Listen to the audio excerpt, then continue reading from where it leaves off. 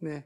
자, 오늘은요, 여러분 잘 아시는 시편 23편 말씀을 가지고 행복하게 살려면 어떻게 해야 되나, 이 말씀을 우리가 같이 생각하려고 합니다. 행복하게 살고 싶어 하는 마음 우리가 다 있는데 어떻게 하면 살 수 있을까? 이 말씀에 우리 같이 은혜를 나눴으면 좋겠습니다. 얼마 전까지 영끌이란 단어가 이제는 익숙해져 가지고 젊은이들이 영끌한다.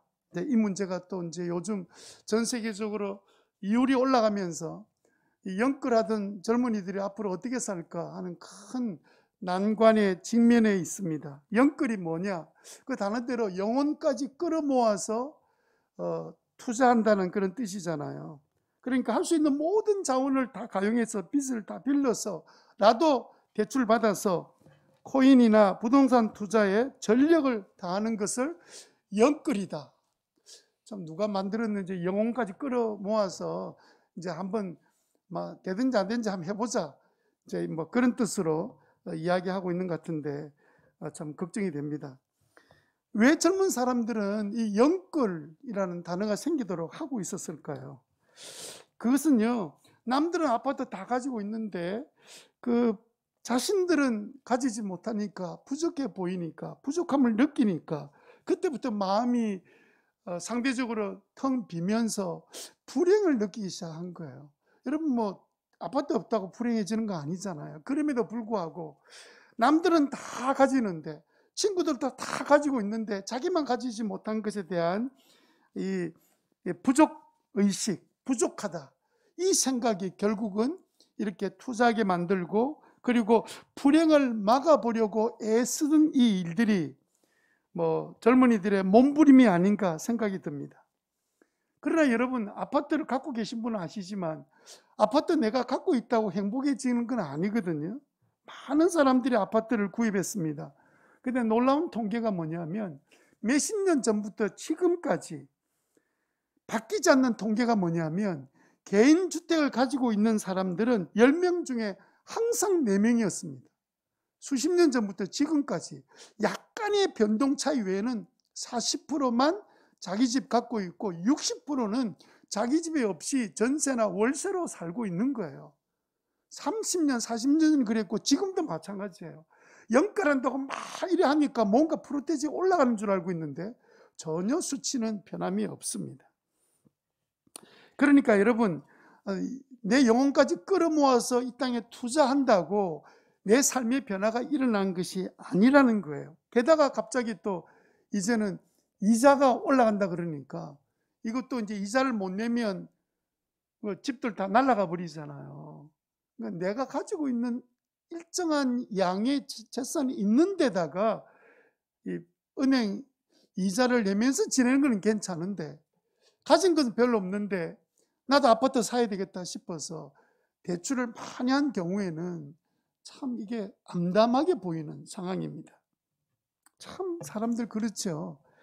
자기 눈에 부족하다고 느끼는 순간에 찾아오는 감정이 불행하다는 감정이에요. 이거는 뭐 변함이 없습니다. 내 삶에 뭔가 부족하다고 느끼는 순간에 행복은 점점 사라지고 불행이란 것이 우리 마음에 자리를 잡습니다. 그런데 여러분, 신자는 좀 다르지 않습니까?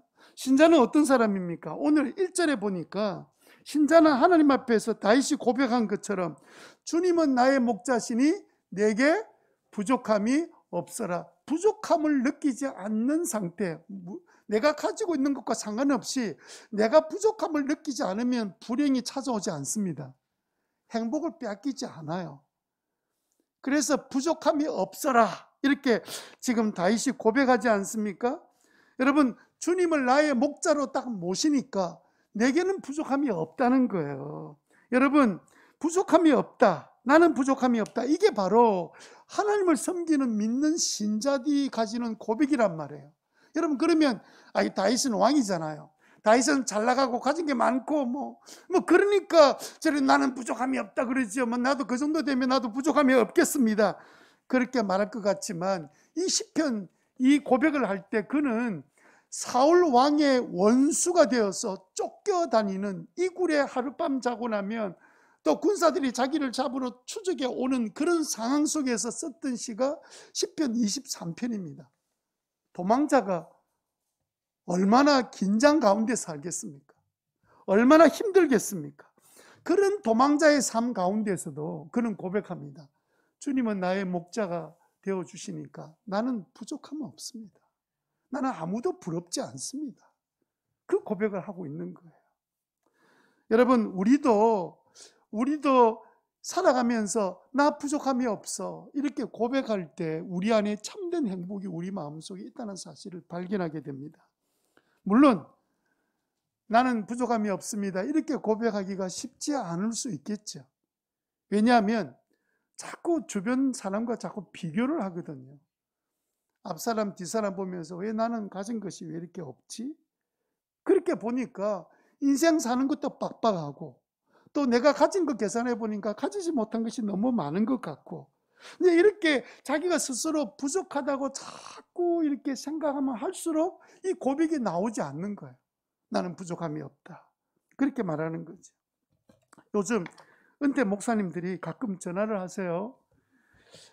전화하시는데 차 한잔하자 하시고 만나서 하시는 일이 건강보조식품을 파세요. 은퇴하신 분들이. 그래서 이제 가만히 보면 무슨 네트워크 같기도 하고 뭐 이렇게 하면서 이제 건강보조식품을 팔고 계시는데, 은퇴하신 분은 아직까지 뭐 살아가실 날이 뭐 10년, 20년 더 남으셨는데 왜 이렇게 이런 일을 하고 계실까? 그 중에 어떤 분들은 노후 자금이 충분하지 않으니까 이래라도 준비를 해야 된다 하는 불안감 때문에 그렇게 하지 않겠나 싶습니다.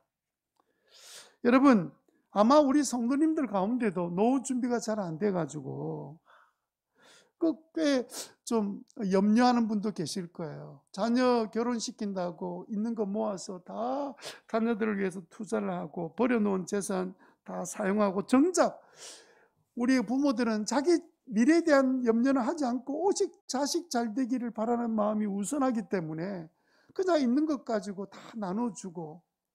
참 어르신들 재밌습니다. 어르신들이 모이면 늘 하시는 말씀이 절대로 재산 자식한테 주면 안 된다. 그래 놓고는 또 자식 만나면 이렇게 안 줄 수가 없는 거예요. 그래서 딸이 올 때는 뭔가 가져오는데 아들이 올 때는 도장 찍으러 온대요. 도장 찍어주세요 엄마 이래 온대요. 그러니까 참 기가 찬 현실 가운데 살아가는 것이 우리 어르신이 아닌가 싶습니다. 저도 마찬가지입니다. 인간적으로 생각하면 부족함이 많지요. 이제 들어보니까 손주 중학교 들어갈 때, 고등학교 들어갈 때, 특별히 대학 들어갈 때는 한 400만 원 정도를 준비해 줘야 된대요. 하천학기 들어갈 때. 처음 듣는 이야기가 그거 안 하신 분 걱정하지 마세요. 제 주변에 이제 하는 이야기입니다. 그래야 손주들한테 그래도 그 할아버지가 뭔가 해줄 걸 해주지 뭐 이렇게 생각하는 분들이 많아서 그런 이야기 들려와요. 목회자한테는 꿈 같은 이야기처럼 들리기도 합니다만은 제 마음 한쪽 구석에 남아있는 생각은 지금까지 생각해 보면 인도해 주셨는데 앞으로도 주님께서 인도해 주실 것이다 라는 그런 기도를 하고 있습니다. 저는 솔직히 은퇴를 하고 난 다음에도 다리에 힘이 있을 때까지는 끝까지 주님의 일을 하고 싶다는 것이 제 소원입니다. 제가 더 이상 다른 사람에게 짐이 되는 순간부터는, 그 다음부터는 남에게 짐이 되지 않게 하는 것이 소원인데 아마 그 기도를 주님이 들어주시지 않으실까 그렇게 생각을 해요. 자, 여러분, 물론 어떤 분들은 노후 준비를 잘 하신 분들이 있습니다. 그냥 직장연금, 그 다음에 개인연금, 목회자 같으면 교단연금 이러면서 잘 준비하는 분이 계십니다.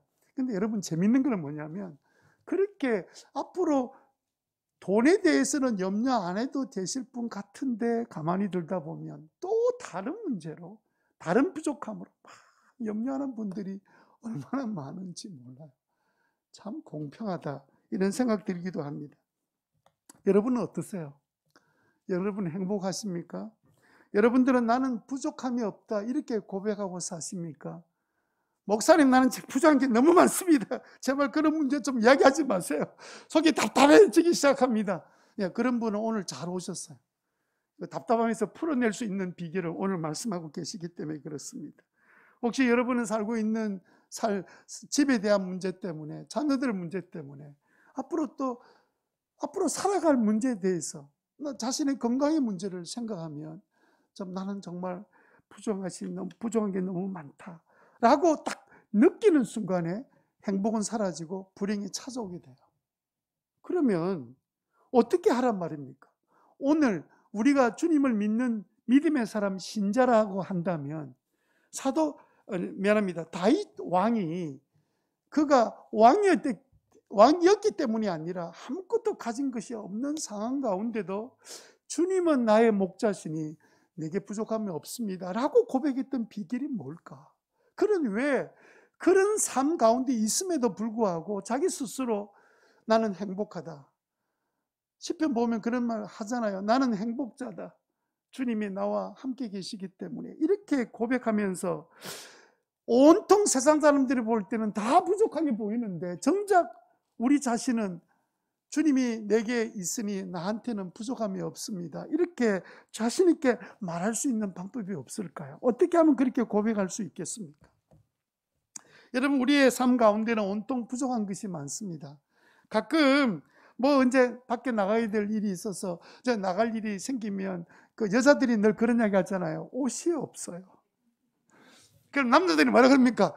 옷장에 저거 다 옷들이잖아. 그런데 아내들이 하는 말은 뭡니까? 정작 이때 맞는 옷을 입을 옷이 없어요. 그런 없다는 이야기를 하지 않습니까? 어쩌면 우리 인생 자체가 그런 부족함의 인생이 아닌가 싶습니다. 이 땅에 살면서 부족함이 없는 게 과연 가능할까? 자, 오늘 본문을 통해서 우리가 부족함이 없는 인생을 어떻게 살아야 될 것인가? 어떻게 내 입에서 나는 부족함이 없습니다. 다른 말로 하면 나는 행복합니다.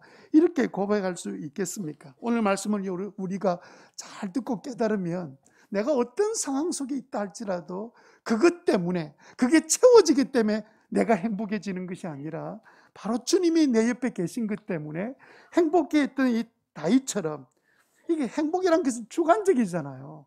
무슨 객관적으로 얼마를 갖추고 뭐가 있고 뭐가 없고 이러면 불행, 행복 이게 나눠지는 게 아니잖아요. 굉장히 주관적이거든요. 아무것도 없어도 당장 숨이 넘어가는 죽음의 직전에 있으면서 어떤 사람은 나는 정말 행복해요. 나는 주님 앞에 갈 거니까. 주관적인 거란 말이에요. 그럼 어떻게 하면 이런 고백하면서 우리 인생을 살아갈 수 있을까? 그래서 나 때문에 내 가족이 행복하고, 그리고 나 때문에 하나님께서 야, 난 너 보니까 너무나 행복하다, 그렇게 하실 수 있는 삶, 그 비결을 같이 나누었으면 좋겠습니다. 우리가 부족함을 느끼면서 하나님께서 우리에게 행복할 수 있도록 다 만들어 주셨음에도 불구하고 우리가 늘 부족하다 이렇게 말하고 살면 어떻게 될까요? 하나님 보실 때 우리는 어떤 삶일까요? 첫 번째 생각할 것은 거머리 같은 삶입니다. 거머리 같은 삶. 부족함을 느끼고 행복을 맛보지 못하면 하나님 보실 때는 어떻게 맨날 달라 도고 그렇게만 말하는 그렇게 불행한 삶은 내가 사냐? 너 나 믿는 나의 자녀 아니냐? 라고 주님 우리에게 말씀하실 거예요. 사실 우리 주변에 보면 늘 말이 다오 부족하다 이런 사람들이 돈이 부족하고 뭐가 부족하고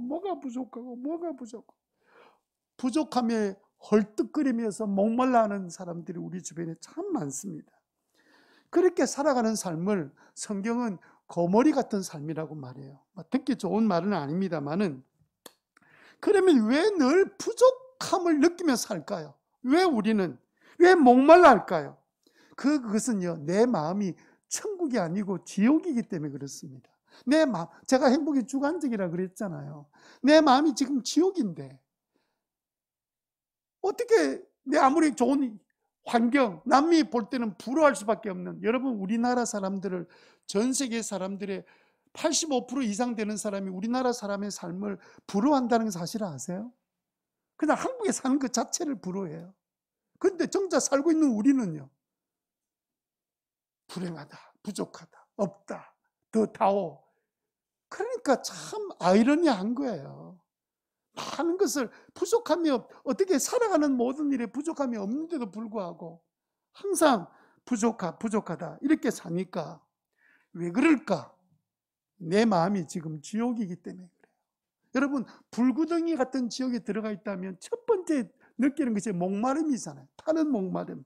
예? 여러분, 지옥이 뭡니까? 지옥은 하나님이 계시지 않는 곳이 지옥이에요. 그러니까 내 마음에 하나님이 계시지 않으니까 내가 보는 모든 것들이 전부 다 목마르게 보이고 부족하게 보이고, 하나님이 떠나 계시니까 늘 뭔가 채워지면 나는 행복해질 거라는 그 신기루를 바라보면서 달려가는 인생 사는 거예요. 그러다가 채워지면 행복해야 될 텐데, 여러분, 나보다 더 많이 채워진 사람 똑같잖아요. 나보다 더 많이 가진 사람 똑같잖아요. 얼마 전에도 또 한 분이 스스로 자기 목숨을 끊은 사람, 자기가 갖고 있는 뭐 사회적인 지위나 가지고 있는 재산이나 가정이나 뭐가 부족해요? 왜 스스로 목숨을 끊습니까? 그러니까 여러분, 하나님이 계시지 않으면 늘 부족하다고 느낄 수밖에 없고, 여러분 한번 살아보세요. 하나님 없이 살아가면 있을 때만 잠깐 반짝거리면서 하고 좋아 이러지만, 조금만 지나고 나면, 며칠만 지나고 나면 그 좋은 것 가지도 않습니다. 잠언 30장 15절 말씀 한번 볼까요? 같이 읽습니다. 시작. 거물이에게는 달라달라하며 보채는 딸이 둘이 있다. 전혀 배부를 줄 모르는 것이 셋이 있고 만족할 줄 모르는 것이 넷이 있다. 갈수록 태산이죠. 달라하는 거는 둘이고 배부른 줄 모르는 게 셋이고 만족할 줄 모르는 것도 넷입니다. 지금 뭘 이야기하고 있는 거 아시겠죠? 예? 맨날 목마르다 부족하다는 사람은 가면 갈수록 태산이다는 뜻입니다. 여러분, 그 조영남 씨의 딜라일라라는 노래가 우리 어릴 때 유명한 노래였습니다. 이 사람이 1968년도 데뷔할 때 불렀던 자기가 작사했던 곡이고 자기가 불렀던 노래입니다. 마이 마이 딜라일라이라고 막 불렀던 노래가 아직도 제 기억에 들려요. 그때는 그냥 노래 하도 불러서 그냥 제 귀에 남아있는 영어로 부르고 한글로 불렀거든요. 마이 마이 딜라일라. 나중에 지금 이거 어느 날 제가 알게 된 거는 뭐냐면, 딜라일라가 뭐냐면요, 들릴라의 영어 발음입니다. 들릴라 알죠? 삼손과 들릴라. 예? 그 들릴라는 여자는 삼손의 마음을 뺏는데 바빴지 자기 마음을 온전히 준 적이 없어요. 그러니까 자기 삼손을 팔아먹잖아요, 돈에. 그런데 이 삼손이 자기는 진짜 사랑한다고 막 이랬는데 배반을 당하니까, 왜 나를 배반하냐, 내 마음에 지금 복수심이 타오른다 이러면서 불렀던 노래가 이 딜라일라인데, 이 조영남 씨가 이 작사를 할 때 꼭 자기 마음을 작사한 거예요. 이 사람은 바람둥이거든요. 그러니까 삼손은 어떤 사람입니까? 여자의 유혹에 늘 빠져 살던 사람이잖아요. 그래서 사사로운 사명도 다 망각하고 여자에 빠져서 결국은 두 눈 뽑혀가지고 완전히 그 말로가 비참하게 되었는데, 그 모습이 딱 조영남 자기 모습이에요. 어떻게 그 노래를 불러도 작사를 해도 우리 그렇게 똑같이 했는지 몰라요. 출발이 그래가지고 지금 마지막에 보면 자기 삶이에요. 윤여정이라는 시대 최고의 영화배우, 예? 자신의 부인이었는데 바람 피우는 바람에 헤어졌잖아요.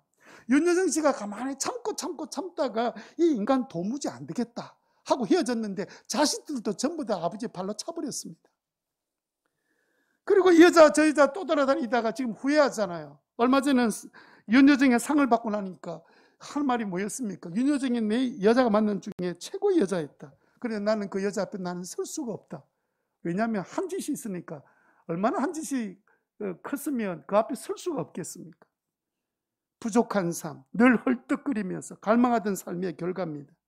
하나님 앞에, 그러면 하나님 앞에 기회를 안 받느냐? 아닙니다. 빌리 그레함 집회할 때 그때 노래를 워낙 잘 부르니까, 그래가지고 또 교회에서도 노래도 부르고 이래가지고 그 팀에, 노래 찬양팀의 사역자로 또 신학 공부까지 또 했네.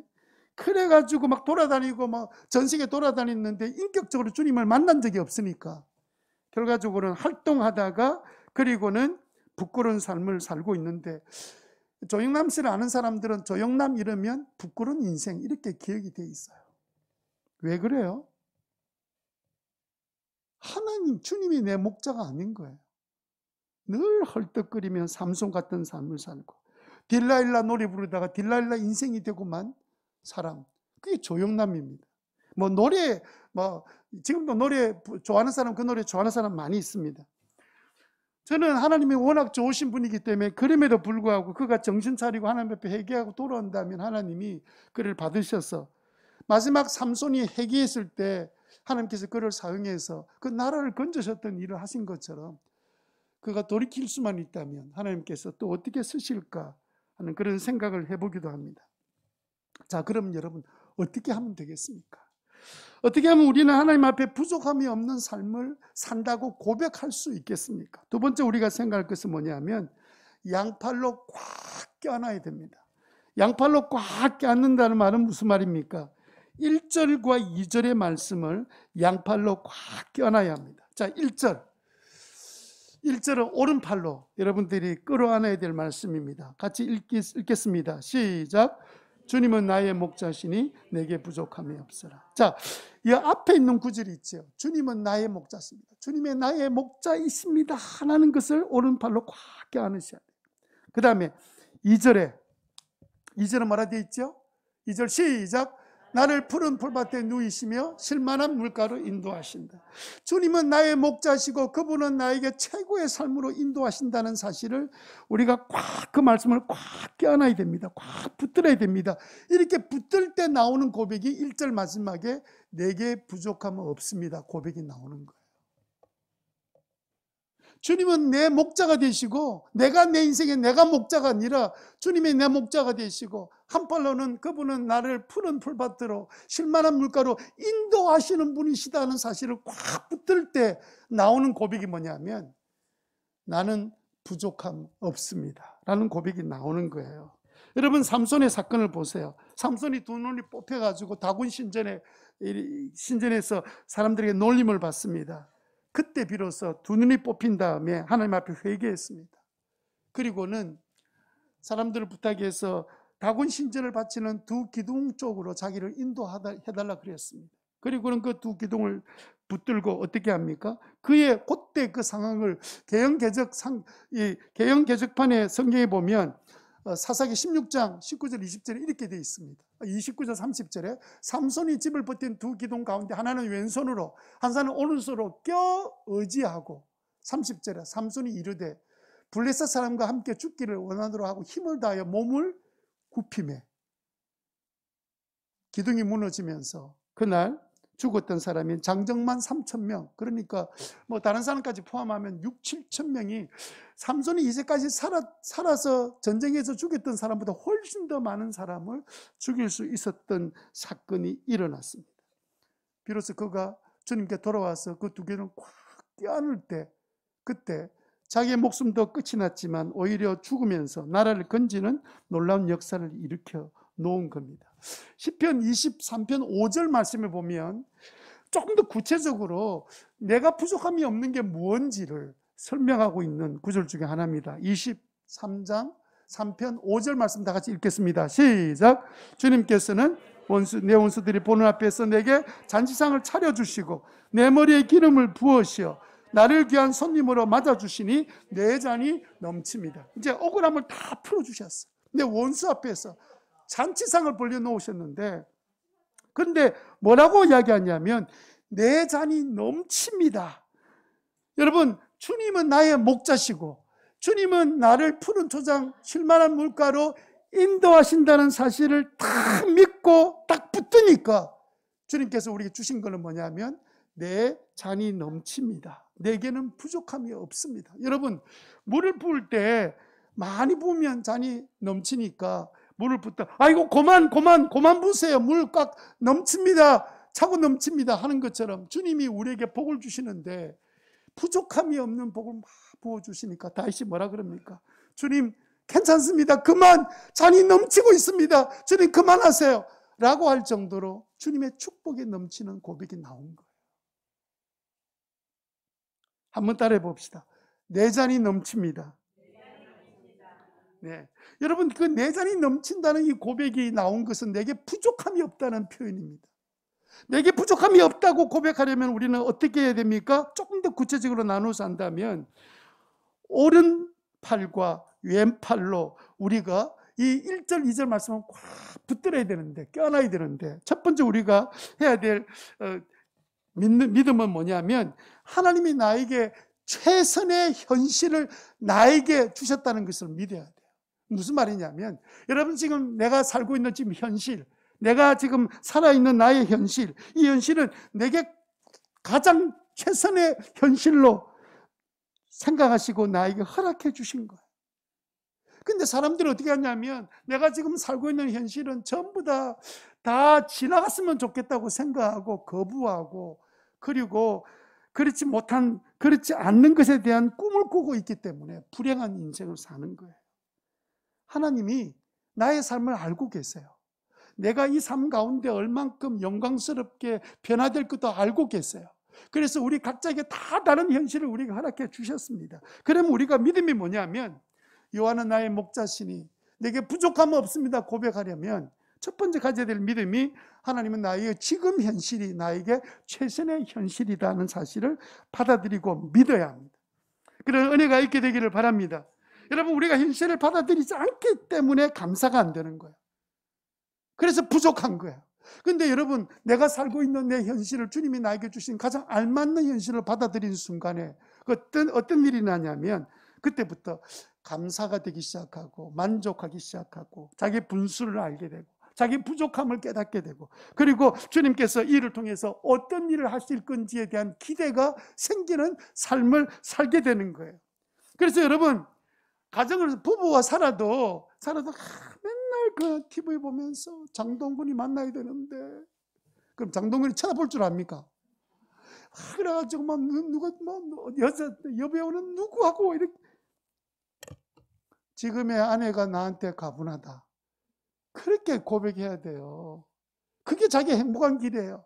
지금 현실을 인정하지 않고 자꾸 부정하게 만드는 사단이 계속해서 비교하게 만들고 불평하게 만들고, 나는 부족해, 나는 억울해, 나는 왜 그랬지, 이런 생각 가지고 산다면 얼마나 그 상대방도 불행하겠습니까?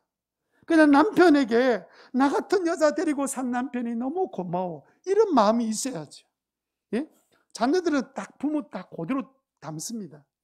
자녀들도 부모가 서로, 아이고 내가 참 부족하지, 당신이 나 살아줘서 고마워, 당신은 나한테 너무 가분해요, 서로 이렇게 살아가는 모습을 보면서 자녀들도 자기 하고 싶은 대로 부모가 다 허용하지는 않았지만 그럼에도 불구하고 지금 나를 그래도 사랑해 주시고 키워주신 부모님 너무 고마워요, 이런 고백이 나올 거 아니에요. 부모도 막 특별히 뛰어나게 공부를 못했다 할지라도 그래도 너가 이제까지 건강하게 지금까지 살아온 것만 해도 너무 고마워. 현실을 받아들인 사람은 그 다음 단계로 갈 수 있습니다. 그 다음 두 번째 단계가 뭐냐면, 하나님의 최고의 인도를 받을 것을 믿게 됩니다.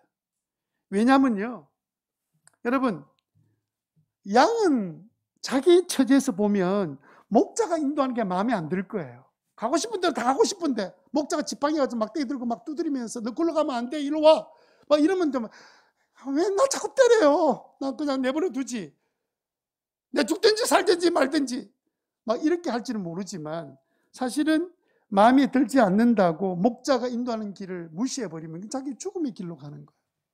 한치 앞을 내다보지 못하는 양은 눈이 어두워서 그 다음 단계를 몰라요. 보통 이제 양들이 집단이 죽는 경우에는 앞에 양이 낭떠러지 떨어 죽으면 그 엉덩이 보고 따라갔다 자기도 죽는 것, 그 앞에 떨어지는 거 눈에 안 보이는가 봐요. 계속 떨어져 죽는 게 집단 양들이 죽는 사고 나는 거예요. 양들이 목자가 앞서서 나를 인도한다는 사실을 믿을 때 양들은 안전하지 않습니까? 왜 우리에게 목자가 필요하지요? 우리는 한치 앞을 모르거든요. 5분 후의 일을 우리가 아나요? 아무것도 모르잖아요. 하나님은 다 알고 계세요. 5분 일도 모르면서 하나님 인도를 무시하고 자기 생각대로 한다면 첫 번째 그 이유는 무식하기 때문일 겁니다. 하나님은 모르니까. 게다가 두 번째는 무식한데 또 용감까지 해요. 세 번째 제일 기가 찬 거는 뭐냐면, 하나님의 뜻도 좀 모르는 데다가 또 용감하는 데다가 또 왕고집이네. 자기 마음대로 해. 맨날 그러고 힘들다 부족하다 이러면서도 또 자기 마음대로 해. 한치 앞도 모르고 5분 후 일도 모르면서. 참 이게 우리의 가지고 있는 그 본성입니다. 본성. 꼭 자기 뜻대로 해요. 망하더라도 자기 뜻대로 가는 거예요. 여러분, 사업하면서 스스로 망하기로 작정한 사람 한 사람도 없습니다. 학교 다니는 학생이 그 낙제하려고 다니는 학생 아무도 없고요. 행복하려고 결혼하지 불행하려고 결혼한 사람 아무도 없습니다. 자기가 생각할 때는 자기가 최고의 길로 선택한 것이지만 주님이 곁에 계시지 않으면 다 나중에 이루지 못하고 후회하잖아요. 한치 앞을 내다보지 못하면서. 후회하지 않고 부족함이 없습니다라고 고백하는 삶을 살고 싶으면 지금 현재 나에게 준 현실, 이게 하늘 최선으로 내게 주신 줄 알고 내게 맞춤으로 주신 줄 알고, 그리고 그 다음에는 주님께서 어쨌든 이 일 가운데 최고의 길로 인도해 주실 것을 믿을 때 그때 내 안에 있는 모든 불행은 사라지고 그 다음에 주님에 대한 감사와 만족이 우리 가운데 일어나게 되는 줄 믿으시기를 바랍니다. 여러분, 희한하게 현실을 안 받아들이는 사람은요, 남편 말도 안 듣고 아내 말도 안 듣습니다. 그런데 어떻게 하나님 말씀 듣겠어요? 아무 말도 듣지 않습니다. 자기 생각대로 삽니다. 더 깊은 구렁텅이에 빠지게 돼요. 그런데 이게 내 삶의 최고의 삶이다. 근데 여러분 생각해 보세요. 제가 계속해서 고직한 선교사 예들잖아요. 아이 둘 다 전부 다 예?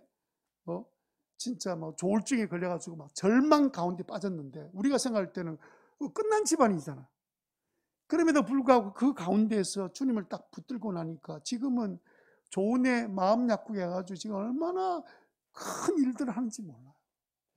더 내려가면 내려갈수록 어려우면 어려운 가운데 있을수록 하나님 앞에 붙들림 받고 주님을 내 목자라 모시면 상상할 수 없는 일들이 우리 가운데 일어나는데, 그냥 대충 평범한 사람이 바뀐들 뭐 크게 바뀌어지겠습니까? 현실을 받아들여, 내 현실을 받아들이는 것이, 왜냐하면 하나님께서 나를 너무도 잘 아시기 때문에. 그리고 그렇게 받아들여야 그 다음에 최고의 길로 주님 인도해도 인도를 받을 수 있는데, 아니 내가 그걸 안 믿는데 어떻게 하나님의 인도를 받겠어요? 아무 말도 안 듣지. 여러분, 우리가 일반적으로 우리가 인생 살면서 다 내 주변 사람이 부족하게 보여요. 일반적으로, 본성적으로. 그래서 뭐 자기 배우자도 뭔가 부족하게 보이고, 자식을 봐도 뭐 부족한 거 보이고, 뭐 옆에 주변 사람 봐도, 교인을 봐도 좀 다 부족한 보입니다. 저도 좀 그랬던 것 같아요. 그런데 이제 어떤 사람 보면 저 사람은 왜 저렇게 마음이 여리고 의지가 약할까? 저 사람은 왜 저렇게 의지가 약하고 마음이 약해서 이리저리 그냥 헤매고 있을까? 그걸 사투리로 뭐라는 줄 압니까? 막 그렇게 막 마음이 약해가지고 막 순하고 어리석어서 의지가 없는 사람은 용하다 이럽니다. 용하다만 언제 쓰는 말이죠? 재주가 뛰어나고 장하다 그럴 때 용하다 그러잖아요. 그러니까 이북말로는 용하다는 말이 무슨 말이냐면, 너무 의지를 빠지고 너무 마음이 의지가 약해서 제가 어떻게 할 줄을 몰라서 뭐 이렇게 마음이 약한 가운데 막 이래 보고 저래 보고 이렇게 할 줄 모르는 상태에 있는 사람을 용하다 그래요. 용하다.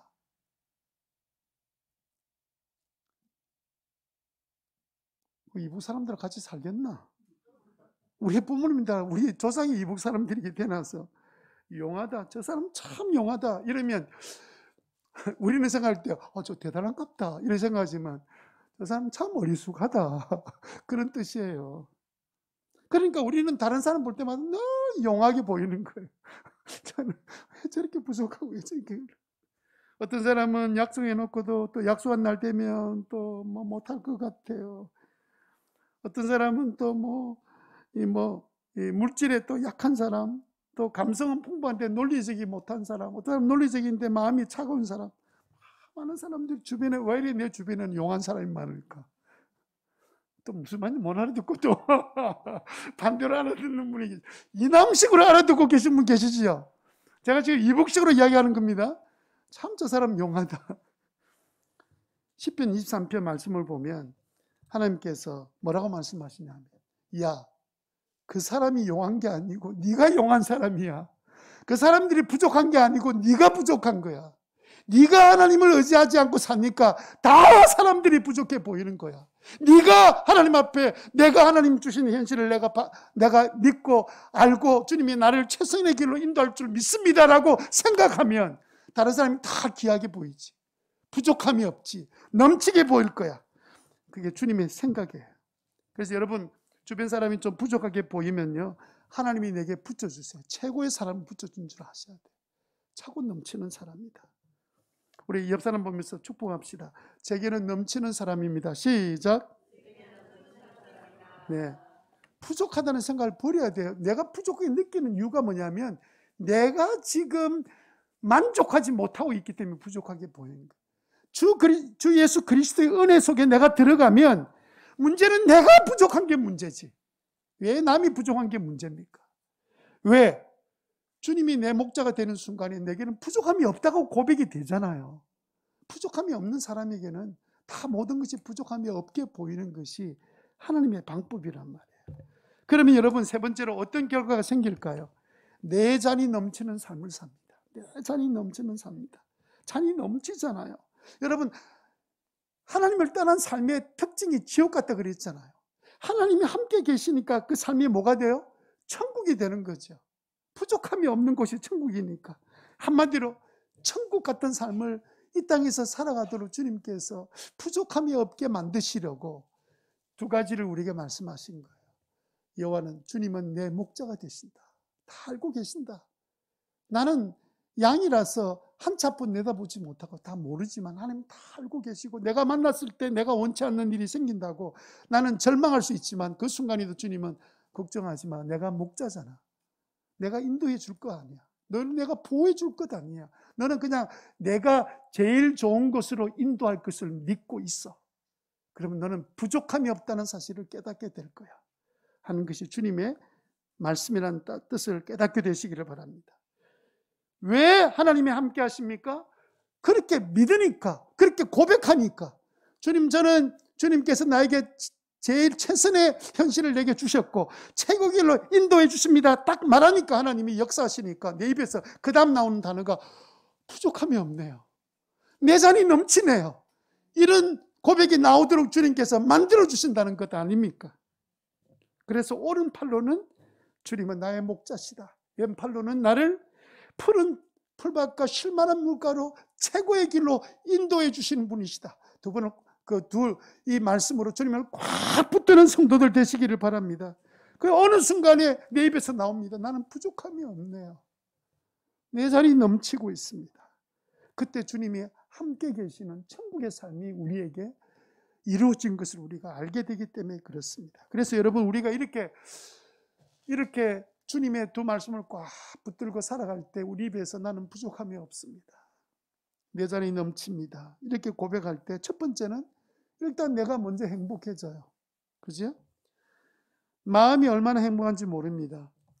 내 주변 사람들이 내가 자꾸 부족하다고 봤는데 아니고 나는 뭐만 봤냐면 다른 사람의 좋은 9가지를 보지 않고 꼭 부족한 한 가지만 보고 있었던 거예요. 그래서 늘 그 부족한 한 가지만 보고 있는 거죠. 근데 어느 날 보니까 모든 게 다 부족함이 없이 조화를 이룬다는 사실을 깨닫게 되니까 두 번째, 내 주위에 있는 사람이 다 행복해져요. 이 믿음으로 우리가 살 때 내 주변 사람이 행복해집니다. 이 모습을 보고 있는 하나님이 얼마나 행복해 하시겠어요. 그래서 하나님이 우리를 보시고 행복해 하시는 거예요. 부모가 자녀들이 좀 더 성숙해 가고 부모에 대한 무슨 뜻인지를 알아차리고 부모의 뜻을 잘 이루어드리는 자녀를 보면 부모님 얼마나 행복해합니까? 나는 너희들 볼 때 너무 행복해. 우리 성도들이 다 그런 마음 가지고 여러분의 자녀를 볼 때마다 난 너희들을 볼 때마다 나는 가진 것 없고 너를 위해서 뭐 해주고 싶은 건 다 해주지 못해도 나는 너무 행복하단다. 그런 고백할 수 있는 은혜가 있게 되기를 바랍니다. 자, 한 가지 더 이제 말씀을 드리고 마치겠습니다. 제가 가까이 있는 아주 귀한 선배 한 분이 계시는데 이분 보면 참 부러운 게 하나 있습니다. 그 며느리하고 사이가 너무 좋아요. 물론 저도 마찬가지이긴 하지만 제가 볼 때는 좀 뭐 색깔이 좀 다른 것 같아요. 얼마나 좋아하는지. 그러니까 며느리도 얼마나 좋아하는지요. 그러니까 항상 요즘 어떻게 지냅니까? 아니, 우리 며느리가 참 이러면서 며느리 자랑밖에 안 해요. 그러니까 며느리가 자기 친정하는 것보다는 시댁에 와 있는 걸 너무 좋아하고, 또 이제 시부모가 너무 막 이렇게 귀하게 생각하니까 막 그런데, 그래서 이제 제 가까운 친구가 물었습니다. 선배 목사님, 도대체 비결이 뭡니까? 이렇게 물었어요. 그랬더니 그 대답이 한마디로 이런 대답이었습니다. 우리 집안 내력이야. 우리 집안 내력이야. 그 집안의 식구들이 대대로 보고 자랐다는 거예요. 그 할머니가 참 예수를 믿게 됐는데, 이 목사님 할머니가 예수를 믿었는데 아주 잘 믿으셨대요. 시골 할머니이긴 하지만 잘 믿으셨답니다. 근데 하루는 아들, 이제 그 할머니의 아들이니까 이 목사님의 아버지 되겠죠. 이 아들이 자기 아내를 향해서 막 이렇게 잘못했다고 막 야단을 치더래요. 그리고는 에이 하면서 이제 그 아내의 머리를 이렇게 보통 이제 집악듯이 에이 이러면 야단 집악는 모습을 옆에서 보고 있던 할머니가 갑자기 막 그냥 화를 내시면서 아들 뺨을 딱 때리면서 이놈아 미쳤나? 이놈아 네 눈빛 나? 응? 이놈 봐라. 네 철을 봐라. 네한테 가분한 사람이야. 어디 놓고 함부로 자기 과한 아내한테 무슨 짓이야? 야단을 치는데,